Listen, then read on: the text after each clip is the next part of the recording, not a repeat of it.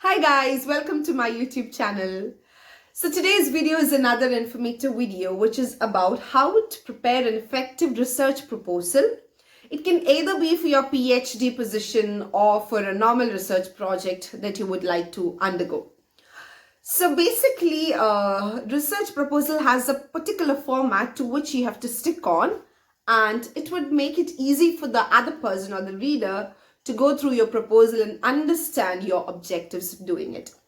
So here in this video, I'll be mainly focusing on a proposal that you'll put forward if your subject is coming under bioscience. So let's get into the video.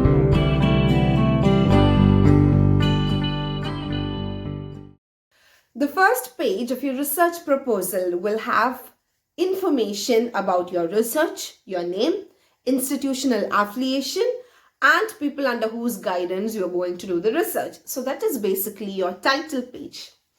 Then comes the abstract. Abstract is basically a concise summary of your proposal. So you have to cut short your abstract to 150 and maximum 250 words. So it should be between 150 to 250 words and not more than that.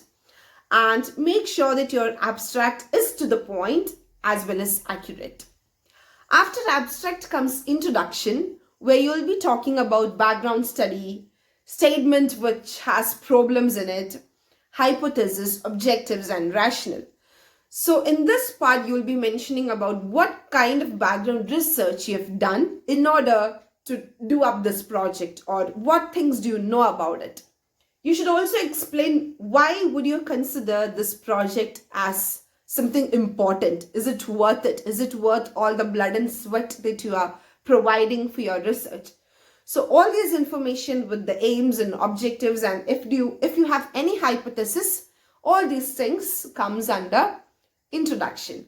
The next part of your research proposal is research methodology.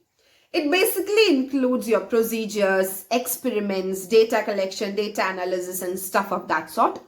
So when you start research methodology, start by speaking about the procedures and experiments which you will be covering in your research.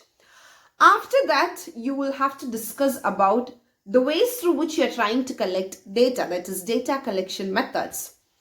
It might be on-site data collection, or you will be using data which is already existing. It can be anything, but make sure that you are explaining it in a better way.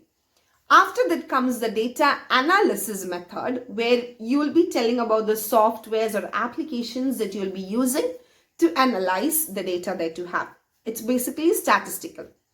And then you can speak about the materials or equipments, basically the machines that you will need for your research. So make sure that it has a relevance in your research proposal, because something that's irrelevant shouldn't be coming in your proposal. Things which are very important and relevant should definitely come, but other things you can just omit it. Next part of your research is called the result part. So the result part will basically have information about what outcomes are you expecting once you complete your research. So all the results or the expected results will come in that part. You should also try to include the implications of your findings in the result part. After the result part comes the timeline chart. So there are different templates being followed by people all over the world. If you Google it, you will get a correct template of what a timeline chart looks like. But if you want me to send my templates that I'm following, you can just mail me in the email given below, so I can help you with it.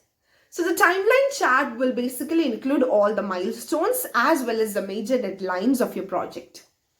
After timeline chart comes a budget plan. Here you'll be cutting down all the financial stuff that's there, your expenses that you will need when you go to attend conferences, material expenses, machine expenses, and stuff of that sort. So your budget plan will include all the financial matters that comes with your research. The next part of your research proposal is called the ethical consideration part. So this part will have information about all the ethical issues which are related to your research project. You should also mention about how you are going to collect data from participants, and that happens if it is applicable to your research.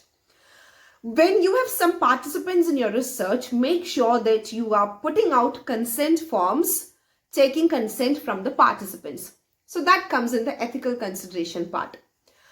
After the ethical consideration part comes the reference, which is something very important. You will have to cite all the references that you have used in your proposal. So there are different ways of styling it. You can use the Harvard style, Chicago style, APA style, MLA styled references. But what I personally use is the Harvard style of referencing. I shall mention about how to do the Harvard style in the description box.